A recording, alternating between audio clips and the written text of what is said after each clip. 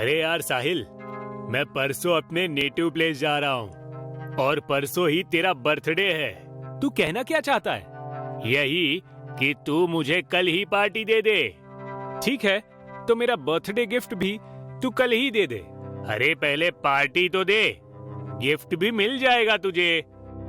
अरे मजाक कर रहा हूँ यार, तुझसे क्या गिफ्ट लूंगा, पर हाँ पार्टी मैं जरूर दूंगा, लेकिन कल नहीं, आज। तो फिर मैं कैब बुक कर लेती हूँ, चलते हैं हमारे फेवरेट रेस्टोरेंट तंदूरी जायका वायका में।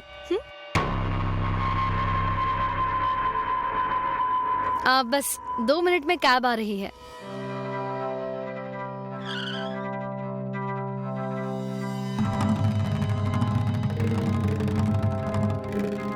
अच्छा ये बताओ, तुम दोनों ने तो प्यार कर लिया, पर अब शादी कब कर रहे हो बोलो?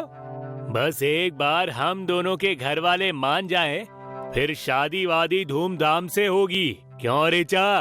राइट। लेकिन यार मेरे मन में ना एक कंफ्यूजन है, जिसे तुम दोनों ही दूर कर सकते हो।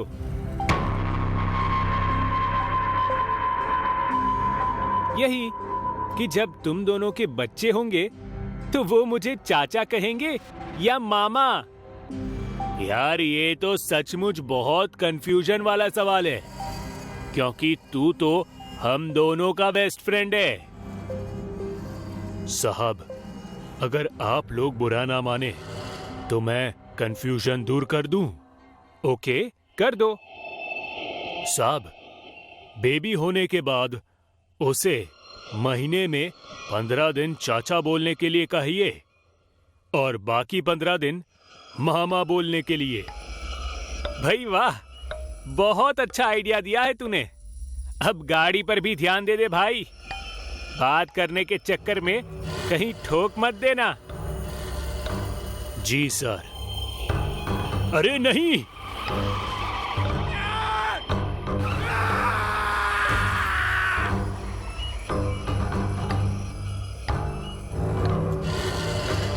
ये तो मर गया।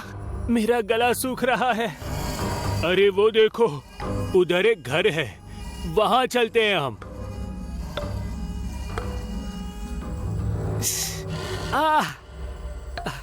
माँ, पानी मिलेगा क्या?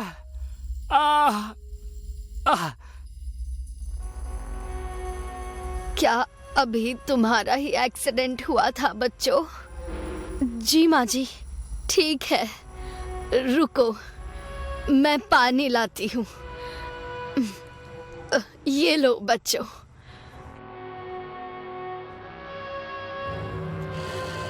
थैंक यू माँ जी। बच्चों, जिस एक्सीडेंट में तुम तीनों बच गए हो, उसमें तुम तीनों की मौत लिखी थी।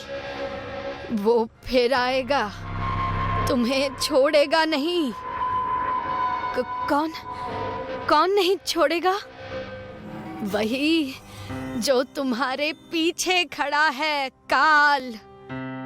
माँ जी, आपको तो कुछ दिखता नहीं है, फिर आपने कैसे कहा कि कोई हमारे पीछे खड़ा है? जो किसी को नहीं दिखता वो मुझे दिखता है, बस सावधान रहना।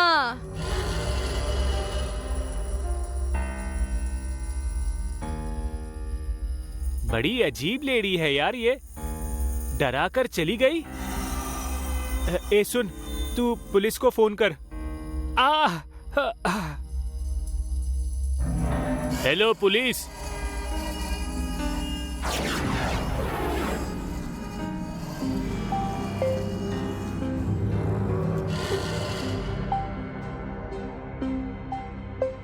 हाँ विनय बोल। कैसा यार तू? क्या बताऊं यार, 7 दिन हो गए एक्सीडेंट को, लेकिन पूरे शरीर में दर्द हो रहा है। मेरा भी यही हाल है यार। ऋचा कैसी है? ठीक है। अच्छा सुन, तुझे क्या लगता है वो अंधी माँ जी सच कह रही थी क्या? तू भी ना यार, आज के जमाने में भी ऐसी बातों पर विश्वास करता है तू? उस बुढ़िया की बात दिमाग से निकाल और चिल कर। हमारी उम्र बहुत लंबी है। अच्छा चल, मैं बाद में बात करता हूँ, बाय।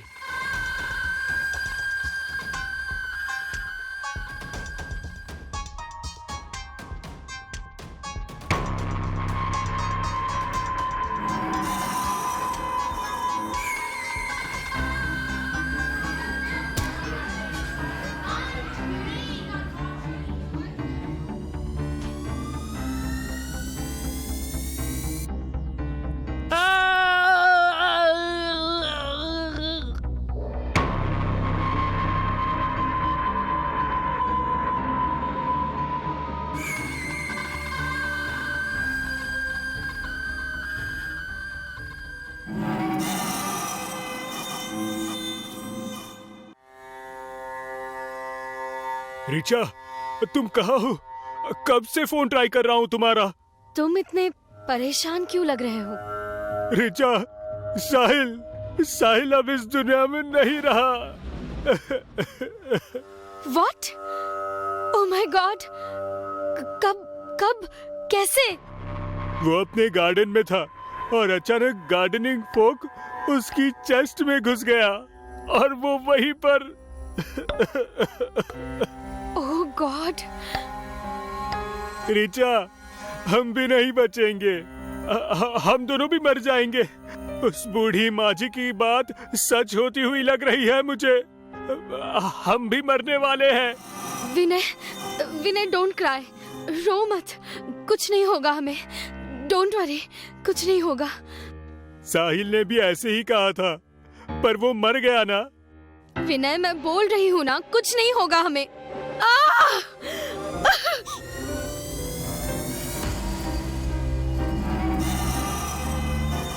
रिचा, क्या हुआ तुम्हें?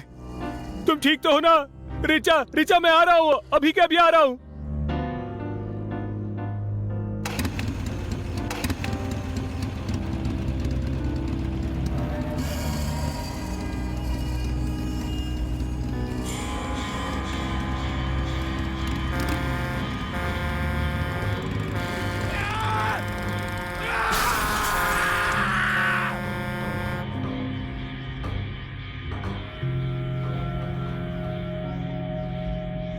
काल से आज तक कोई नहीं बच पाया और ना ही कोई बचेगा।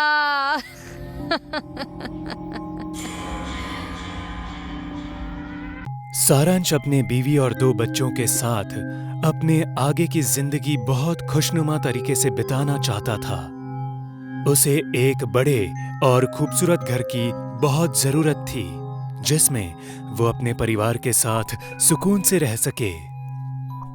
इसी बीच एक ब्रोकर ने उसे एक घर के बारे में बताया, जो शहर के एकदम कोने में है, बिल्कुल किसी फार्म हाउस की तरह।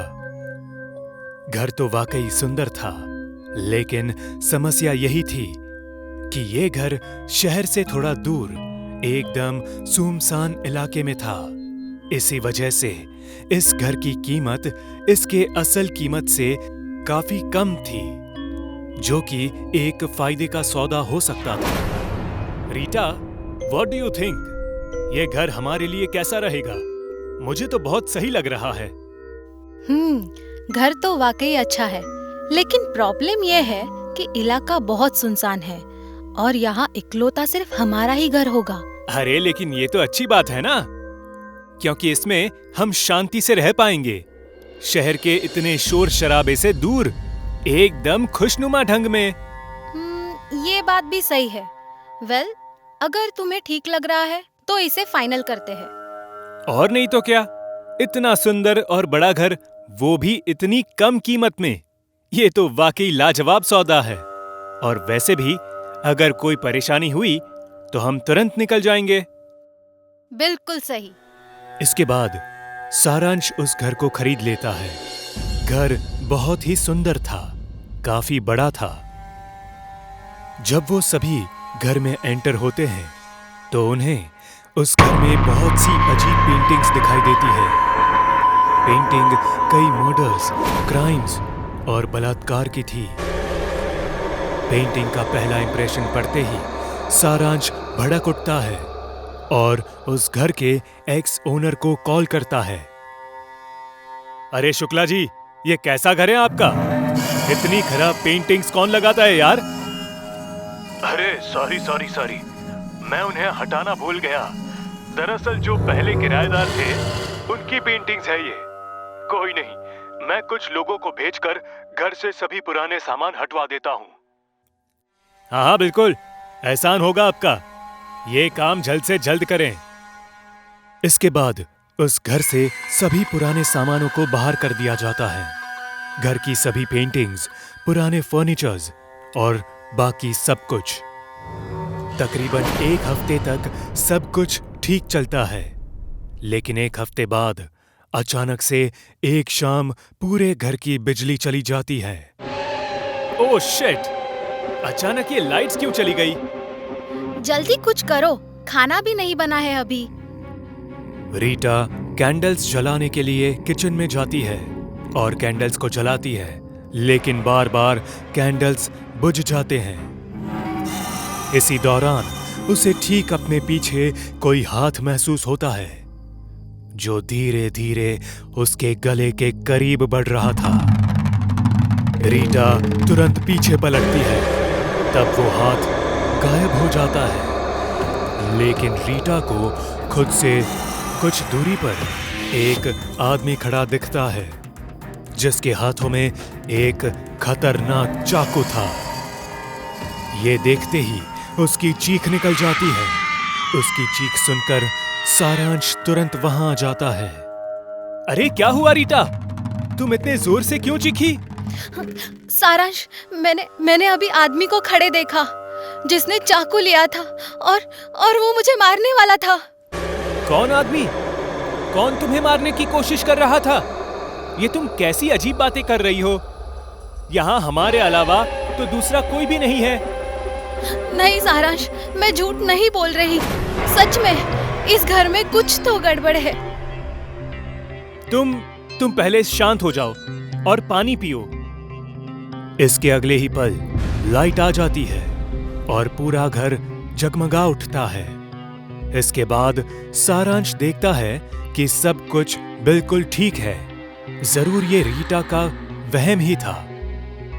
ये सिर्फ एकमात्र ऐसी दास्तां नहीं थी जो उन्हें इस घर में महसूस हुई थी। इसके बाद से तो एक पर एक ऐसी घटनाओं ने जन्म लिया जो किसी भी आम इंसान के जिंदगी को तबाह कर दे। अक्सर टेबल पर रखे कांच के ग्लास नीचे जमीन पर गिर जाते, जिससे टूटा कांच पूरे फर्श पर पड़ा मिलता। सारा सामान अपनी जगह से अपने आप बदल जाता। रीटा अक्सर अपनी बेटी को अकेले में बड़बड़ाती सुनती। इसी तरह एक सुबह रीटा जब लिविंग एरिया में आई, तब उसने अपनी बेटी के मुंह से जो सुना, वो सुनकर उसके होश उड़ गए। नहीं, हम यहाँ से नहीं जाएंगे। ये हमारा घर है। देखते हैं तुम हमें कैसे इस घर से बाहर निकालती हो। आन्या को ये कहते सुनकर रीटा बहुत ज्यादा दंग रह जाती है। वो ये बात सारांश को बताती है, लेकिन सारांश उसे बच्चे की एक नटखट हरकत समझकर नजरअंदाज कर देता है। लेकिन अब बहुत जल्द इस घर में वो खौफनाक रात आने वाली थी जिसका सामना इससे पहले इस घर के पुराने किराएदारों ने किया था। आज अमावस्या की रात थी, जब काले बादल छाए थे। पूरा परिवार अपने कमरे में सुकून की नींद ले रहा था। तभी दरवाजे पर एक दस्तक होती है। दस्तक की आवाज सुनकर रीटा एकदम से चौंक जाती है और दरवाजे पर कौन है ये देखने के लिए दरवाजे की तरफ जाती है। लेकिन तभी उसके मन में ये ख्याल आता है कि इस तरह देर रात दरवाजा खटखटाना ये कोई आम बात नहीं है, इसीलिए सीधा दरवाजा खोलना उचित नहीं है। पहले खिड़की से देख लेना चाहिए। जैसे ही रीटा खिड़की को हल्का सरकाते हुए बाहर की तरफ झांकती है, उसकी आंखें खुली की खुली रह जाती है। एक गायब सिर वाला आदमी एक कुल्हाड़ी को हाथ में लिए लगातार दरवाजा ठोक रहा था। लगातार इस आवाज के चलते सारांश भी जाग उठा और बाहर लिविंग एरिया में आ गया, जहां डर के मारे रीटा अभी बस संभलने की कोशिश ही कर रही होती है। रीटा, क्या हुआ? तुम ऐसे पुतले की तरह क्यों खड़ी हो? तभी घर के चारों ओर से डरावनी आवाजें गूंजने लगती है। अचानक ये सुनकर सारांश भी एकदम सकपका जाता है। तभी उसकी नजर सामने रीटा पर पड़ती है, जिसने अपने सभी बालों से मुंह को ढक लिया था। इन आवाजों के बीच अचानक उसे अपने बच्चों का ख्याल आता है जो रूम में अकेले थे। सारांश भागता हुआ अपने रूम की तरफ जाता है, लेकिन दरवाजे पर पहुंचते ही उसे एक तेज झटका लगता है। वो देखता है उसके बच्चे के अंदर किसी दुष्ट आत्मा का प्रवेश हुआ था और वो रूम की दीवारों पर किसी छिपकली की तरह चल रहे हैं। ये देखकर वो एकदम सुन्न पड़ जाता है। घर के वातावरण से आती वो डरावनी चीखें रुकने का नाम ही नहीं ले रही थी। सारांश भागता हुआ एक बार फिर नीचे रीटा के पास जाता है, लेकिन रीटा तो वहां से गायब थी। तभी अचानक पूरे घर में अंधेरा छा जाता है। ठीक उसी वक्त कोई धीरे से सारांश के कंधे पर हाथ रखता है। जब वो धीरे से पीछे मुड़ता है तो वो रीटा थी, जिसकी आंखें अब लाल हो चुकी थी और मुंह के अंदर से 2 नुकीले दांत बाहर आ चुके थे। वो सारांश को सीधा गर्दन से उठा लेती है। अरे ये तुम क्या कर रही हो रीटा? क्या तुम पागल हो गई हो? जिस तरह एक रात हमारे परिवार को बेवजह मार डाला गया, ठीक उसी तरह इस घर में आने वाला कोई भी परिवार सुखी नहीं रह सकता। तेरे बीवी बच्चे तो पहले ही मारे जा चुके हैं और अब तेरी बारी है। इतना कहते हुए रीटा सारांश को एक तेज रफ्तार से सामने पिलर्स की तरफ फेंक देती है, जिससे उसे गहरे जख्म लगते हैं। और फिर रीटा एक धारदार चाकू लिए उसकी तरफ बढ़ती है और फिर उसके जिस्म से बची कुची जान भी बाहर निकाल देती है। कहते हैं जब भी आप अपना घर खरीदो तो अच्छी जांच पड़ताल जरूर कर ले, क्योंकि कई घरों की कहानियां बहुत भयानक होती है, जिसका अंजाम कल्पना मात्र से शरीर में खौफ की नदियां बहने लगती है। इस परिवार के साथ भी कुछ ऐसा ही हुआ। ये भी निशाना बने एक ऐसे घर का जो कि श्रापित था। उस श्रापित घर का इतिहास कुछ इस प्रकार है कि कई सालों पहले इसी घर में एक परिवार रहता था। अब क्योंकि ये घर शहर से एकदम हटकर एक सुनसान इलाके में बसा था, तो इस वजह से इस घर को निशाना बनाना लुटेरों के लिए आसान था। एक रात कुछ इसी तरह दस्तक सुनने के बाद परिवार के लोगों ने दरवाजा खोला। तब 2 लुटेरे अंदर दाखिल हुए और उन्होंने पहले तो सारे धन जेवर लूट लिए और हाथापाई के दौरान पूरे परिवार को मार डाला। तब से ये घर पूरी तरह से श्रापित हो चुका है और जो भी यहाँ रहने आता है वो जिंदा नहीं बचता।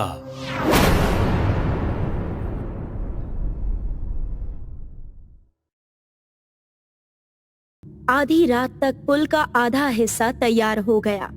तभी उन वर्कर्स ने देखा कि पुल के ऊपर कुछ लोग खड़े हैं। अरे वो लोग कौन है ऊपर?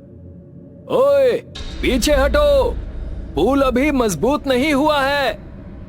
लेकिन ऊपर खड़े लोगों ने ध्यान नहीं दिया। वो पांचों घबराकर पुल के ऊपर पहुंचे, लेकिन ये क्या, वहाँ तो कोई नहीं था। अरे यहाँ तो कोई नहीं है, हमने तो अभी उन्हें देखा था, है ना? ये कैसे हो सकता है? हम सबने उन्हें देखा था। अब तुम लोगों को समझ आ रहा है, यहाँ कुछ तो गड़बड़ है। एक बार की बात है, मानकपुर नाम का एक गांव था। वो गांव बाकी गांवों और शहरों से काफी अलग थलग था। उसके अलग होने का कारण थी एक नदी। हालांकि नदी पर अब एक पुल बन चुका था, वरना पहले तो लोग नाव से ही उस नदी को पार किया करते थे, जिसमें कई लोगों की जान चली जाती थी। अरे तुमने सुना? क्या सुना? चंचल सिंह का देहांत हो गया। क्या? ये तो बहुत खुशी की बात है, पर ये हुआ कैसे? ये नहीं पता, बस हो गया, इसी बात का शुक्र मनाओ। चंचल सिंह उस गांव का सबसे क्रूर इंसान था। ऐसा कोई बुरा काम नहीं था जो उसने ना किया हो। डकैती, अपहरण, हत्याएं और न जाने क्या क्या। सुनने में तो ये भी आया था कि वो काला जादू जानता था और उसी की मदद से वो अपने कामों को अंजाम देता था। इसलिए उसके मरने से पूरे गांव में जश्न का माहौल था। जब उसके अंतिम संस्कार की बारी आई तो लोगों ने उसका अंतिम संस्कार गांव में करने से साफ मना कर दिया। इसीलिए उसको अपना सरदार मानने वाले लोग उसकी अर्थी गांव के बाहर लेकर जाने लगे। राम नाम सत्य है, राम नाम सत्य है। पर जैसे ही वो लोग पुल के बीचों बीच पहुँचे, वो पुल टूट गया और वो सब लोग अर्थी लेकर नदी में जा गिरे। सबकी मौके पर ही मौत हो गई। गांव वाले ये जानकर बहुत खुश हुए कि चंचल सिंह और उसके साथी सब मारे गए। सरकार ने पुल की मरम्मत के लिए 5 मजदूरों को भेजा। लखन, मानव, समय, जीतू और प्रेम। वो लोग नदी के पास पहुँचे तो देखा कि पानी बहुत कम बचा था और ज्यादातर जगह सूखी जमीन दिखाई दे रही थी। लगता है यहाँ कुछ भी साफ करने में देर नहीं लगेगी। आधा काम तो सूखी जमीन ने खुद ही कर दिया है। हाँ, चलो जल्दी से मलबा हटाते हैं। उन्होंने मलबा हटाना शुरू किया। अचानक लखन को मलबे में एक उंगली दिखाई दी। वो चौंक कर चीख उठा। अरे, यहाँ एक उंगली है। अरे लखन, इतनी सी चीज से डर गया? ये उन्हीं में से किसी की होगी जो यहाँ गिरे थे। लखन ने उंगली को नदी में फेंक दिया और सभी मलबा हटाने में जुट गए। जब उन्होंने मलबा हटा लिया तो वो वहाँ की जमीन को समतल करने लगे, लेकिन अचानक लखन को महसूस हुआ जैसे वो जमीन दलदल में बदल गई है और वो उसमें धीरे धीरे धंस रहा है। मुझे बचाओ, मैं फंस रहा हूँ, मैं फंस रहा हूँ। ये क्या हो रहा है? जमीन तो सही लग रही थी। अरे इस पर से हटो, वरना हम सब मारे जाएंगे। किसी तरह वो दलदल से बाहर निकले। उन्हें लगा कि शायद नदी की नमी के कारण ऐसा हुआ होगा। शाम होने लगी थी तो उन्होंने काम बंद कर दिया और वहीं आराम करने लगे। गांव वाले उनके लिए खाना लेकर आए। लो भाई, तुम्हारा खाना लेकर आए हैं। मेहनत करते करते भूख तो लगी ही होगी। बहुत बहुत शुक्रिया भैया। सब लोग खाना खाने में व्यस्त हो गए, पर तभी लखन को खाने में उंगलियां दिखाई दी। वो घबराकर उठ खड़ा हुआ। अरे, यहाँ भी उंगलियां हैं। अरे लखन, तेरा दिमाग खराब हो गया है क्या? चुपचाप खा ले। लखन ने ध्यान से देखा तो वो खाना नॉर्मल था। वो अनमने मन से खाना खाकर सोने की कोशिश करने लगा। आधी रात को लखन की आंख खुली। उसे ऐसा लगा जैसे पुल पूरी तरह से बन चुका है और उसके ऊपर से राम नाम सत्य है की आवाज गूंज रही है। ये आवाजें कहाँ से आ रही हैं? क्या बड़बड़ा रहा है? सो जाना। प्रेम के बोलने से उसकी आंख खुली। वो असल में एक सपना देख रहा था। अगले दिन पुल की मरम्मत का काम दोबारा शुरू हुआ। पांचों ने दलदल में पत्थर भरना शुरू किया ताकि जमीन ठोस बन सके। काम के दौरान लखन ने नोटिस किया कि नदी का पानी और भी सूख चुका था। उसे ये अजीब लगा कि एक दिन में नदी लगभग खत्म होने के कगार पर पहुंच गई। तुम लोगों को इस नदी का सूखना अजीब नहीं लग रहा? तू फालतू बातें मत सोच, काम कर काम। सभी दिन भर काम में लगे रहे। इस बीच लखन को बार बार महसूस हो रहा था कि जैसे उसे कोई देख रहा हो। उसकी बेचैनी बढ़ती जा रही थी। अरे ओ लखन, ध्यान कहाँ है तेरा? काम जल्दी खत्म करना है। पता नहीं, मुझे यहाँ कुछ अजीब लग रहा है, जैसे कोई हमें देख रहा हो। तेरा अगर काम करने का मन नहीं है तो घर चला जा, लखन वापस काम में लग गया। काम करते करते रात हो गई। तभी लखन को एक फुसफुसाहट सुनाई दी। वो आवाज का पीछा करते हुए पुल के पिलर्स के पास पहुंचा। आवाज वहीं से आ रही थी, जैसे किसी की कराहती हुई चीखें अंदर बंद हो। लखन ने पिलर को छुआ तो उसमें अचानक एक दरवाजा प्रकट हो गया। ये दरवाजा खम्भे में कैसे? दरवाजा खुलते ही सामने लाशों का ढेर दिखाई दिया। लखन जोर से चीखा। उसकी चीख सुनकर बाकी चारों भागते हुए उसके पास पहुंचे और उसे हिलाकर होश में लाने लगे। क्या हुआ लखन? वो दरवाजे में लाशें थी, बहुत सारी लाशें। तेरी दिमागी हालत ठीक नहीं है भाई, तू सचमुच घर चला जा। सभी ने लखन को नजरअंदाज कर दिया और वापस काम में जुट गए। आधी रात तक पुल का आधा हिस्सा तैयार हो गया। तभी उन्होंने देखा कि पुल के ऊपर कुछ लोग खड़े थे। अरे वो लोग कौन है ऊपर? ओए पीछे हटो, पुल अभी मजबूत नहीं हुआ है। लेकिन ऊपर खड़े लोगों ने ध्यान नहीं दिया। वो पांचों घबराकर पुल के ऊपर पहुंचे, लेकिन ये क्या, वहाँ तो कोई नहीं था। पहली बार बाकी चारों को भी कुछ अजीब महसूस हुआ। अरे यहाँ तो कोई नहीं है, हमने तो अभी उन्हें देखा था ना, है ना? ये सब कैसे हो सकता है? हम सबने उन्हें देखा था। अब तुम लोगों को समझ में आ रहा है, यहाँ कुछ गड़बड़ है। सभी के चेहरे डर से लाल पड़ने लगे। सबको लगने लगा कि शायद पुल के साथ कुछ बहुत गहरा रहस्य जुड़ा हुआ है। तभी अचानक पुल जोर से हिलने लगा। अरे ये क्या हो रहा है? पुल हिल क्यों रहा है? जल्दी पीछे हटो, भागो यहाँ से। सभी घबराते हुए पीछे की ओर भागने लगे। पुल की दरारें और गहरी होती जा रही थी। कुछ ही पलों में पुल धड़धड़ाकर नीचे गिर गया। सब हैरान रह गए। किसी को समझ नहीं आया कि ये सब क्या हो रहा है। ये अचानक गिर कैसे गया? भाई मुझे लगता है ये पुल मनहूस है। कल ठेकेदार को सब कुछ बता देंगे। अभी कोई काम करने का फायदा नहीं है, चलो सो जाते हैं। सबकी हिम्मत टूट चुकी थी। वे सभी वहीं जमीन पर लेट गए और नींद के आगोश में समा गए। अगली सुबह जब उनकी आंख खुली तो सामने का नजारा देखकर उनके होश उड़ गए। पुल पूरी तरह से बन चुका था। वहाँ गांव के लोग खुशी से इकट्ठा हो गए थे और उनका आभार प्रकट कर रहे थे। पांचों के दिमाग ने काम करना बंद कर दिया था। उनको समझ ही नहीं आ रहा था कि रात में जो टूटा था वो अचानक बन कैसे गया। ये पुल कब बना? रात में तो ये गिर गया था ना? मुझे कुछ समझ में नहीं आ रहा। कल हमने देखा था कि पुल गिर गया था, फिर ये कैसे खड़ा है? इससे पहले कि कुछ और अजीब हो, यहाँ से चलो। वो पांचों वर्कर्स वहाँ से चल दिए और गांव वाले पुल पर चढ़कर उत्सव मनाने लगे। वे सभी खुशी में झूम रहे थे। वो वर्कर्स अभी वो नदी पार करके जरा ही आगे बढ़े थे कि अचानक एक जोरदार आवाज सुनाई दी। ये क्या था? इतनी जोर से धमाका हुआ। पीछे मुड़कर देखो, पुल। पांचों ने पीछे मुड़कर देखा तो हक्का बक्का रह गए।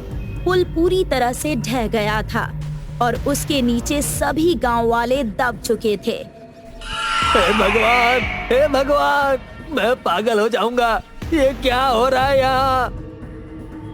लखन अचानक जमीन पर गिर पड़ा। उसकी मुट्ठियां कसकर बंद हो गई और उसे मिर्गी जैसा दौरा पड़ने लगा। उसके दोस्तों ने उसे हिलाने की कोशिश की, लेकिन वो धीरे धीरे होश खोने लगा। उसकी आंखें धीरे धीरे बंद हो गई और फिर जब उसकी आंख खुली तो उसने अपने आप को एक अस्पताल के कमरे में पाया। उसे अपने हाथ में किसी चीज की पकड़ महसूस हुई। उसने ध्यान से देखा तो उसकी मुट्ठी में किसी की उंगली थी। ये क्या हो रहा है? मैं यहाँ कैसे पहुँचा? तुम्हें जब 3 दिन पहले यहाँ लाया गया था तब से तुम कोमा में थे। तुम्हारी मुट्ठी में ये उंगली थी। हमने बहुत कोशिश की पर ये उंगली तुमसे अलग नहीं हो सकी। किसकी उंगली है ये? ये उंगली चंचल सिंह की है। तुम अपने काम के पहले ही दिन इस उंगली को छूते ही कोमा में चले गए थे। लखन की सांसें थम गई। उसने एक झटके से उस उंगली को दूर फेंक दिया और वो उंगली अचानक गायब हो गई।